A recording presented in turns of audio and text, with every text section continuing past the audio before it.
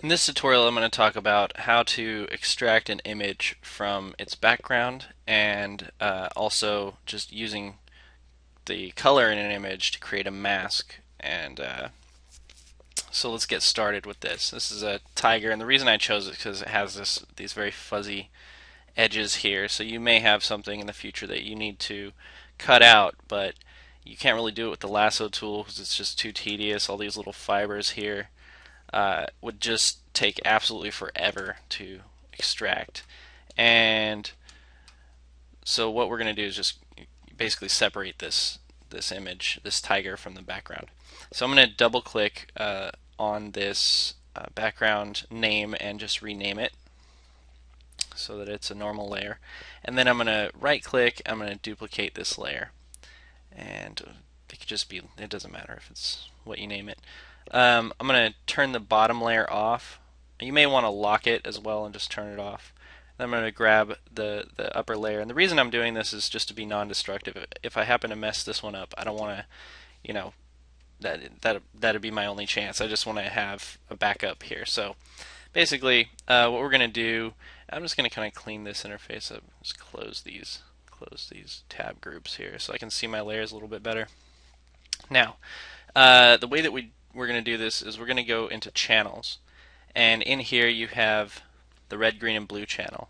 I'm not going to go into super specifics about what all these are doing, but basically anywhere there's a grayscale value, it represents the amount of that color in the image. And when you put all three of those together, you have what they call a composited image, which is the red, green, and blue channels all put together. Now, what we're going to do is we're going to find one with some pretty decent contrast. Now, you can pick any one of these, really. Typically, people will use the green. You could use the red if you wanted to. I think I'm going to go with the red one this time. I'm going to duplicate this channel. So just right-click and duplicate it. And you can call that red copy. That's fine. Now, what we want to do is just activate this red copy channel. And you'll notice that you get this red happening here. That's because this red channel is on and it's seeing this as a quick mask. So I'm going to turn that off, and then just basically the only channel you want on is this particular channel. Now the next thing we need to do is actually push these values in this image. So you try to find one that has decent contrast so that you can basically push it all the way to black and white. And what we want to end up with is a mask of the tiger. So we're creating a mask here. So I'm just going to go up to image adjustments and just go to levels for now, and then let's see here. What you want to do is basically try to push that background to black, and try to get the tiger to stand out as much as you possibly can.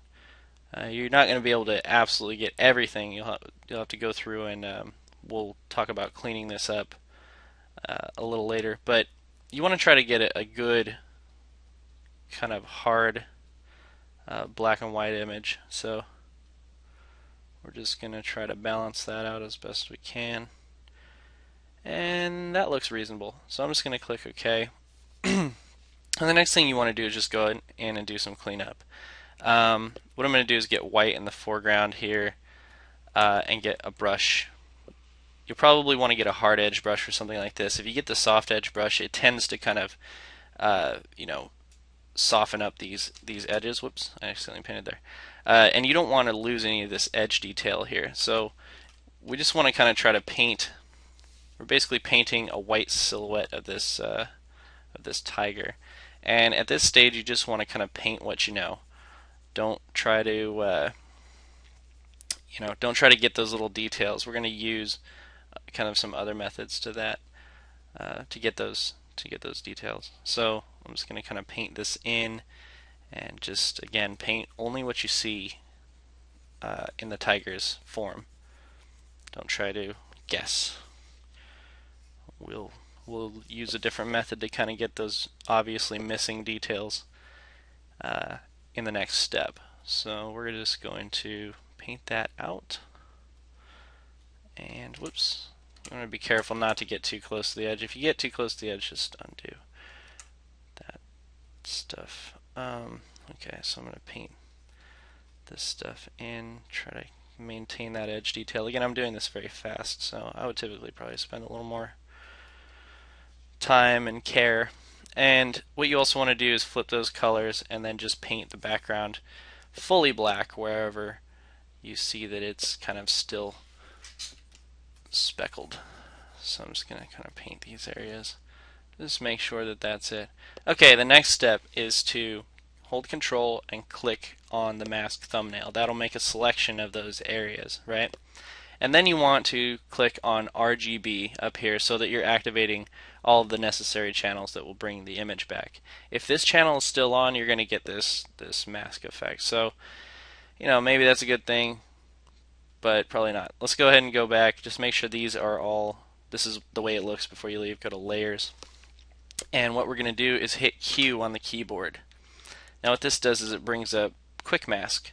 That's also a button right over here underneath your color swatches. So hit Q, and while we're in Quick Mask mode, it behaves just like a normal mask. So wherever you paint black, it's going to be blocked out. And Quick Mask is really just used to make selections and things like that. So oops, I may want to get my fuzzy brush for this. I'll just right click on here and get the fuzzy brush. Just kind of be careful around these edges. You don't want to have too hard of an edge. We're basically painting white in these areas to kind of reveal the areas of the mask here. And essentially we're just adjusting the selection that will come about when we get out of Quick Mask mode. These areas that we've painted in will then be part of the selection that we had earlier from our earlier mask. So this is kind of just a way to refine details in your selection, and then we'll just generate a mask out of our selection. So so we got most of it. It's pretty good. Again, I'm kind of moving fast, so I don't want to go over 10 minutes here. So if I hit Q, now we have kind of a better selection. And if you see something else that's missing, you can hit Q again and go in and clean it up with, with white. You can add to the selection. With black, you can block out part of the selection. I can kind of see there's a little bit here that I missed. So I'm going to get white and paint white in there.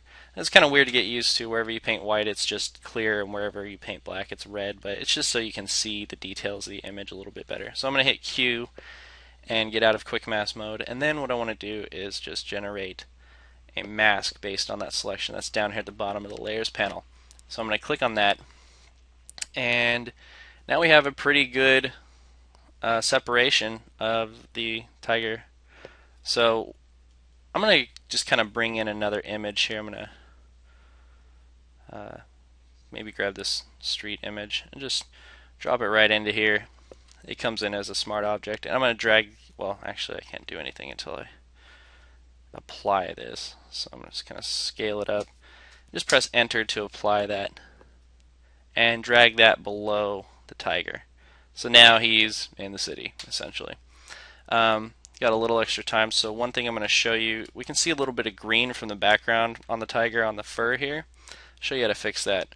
So make sure you select the thumbnail of the tiger and get your brush tool, right?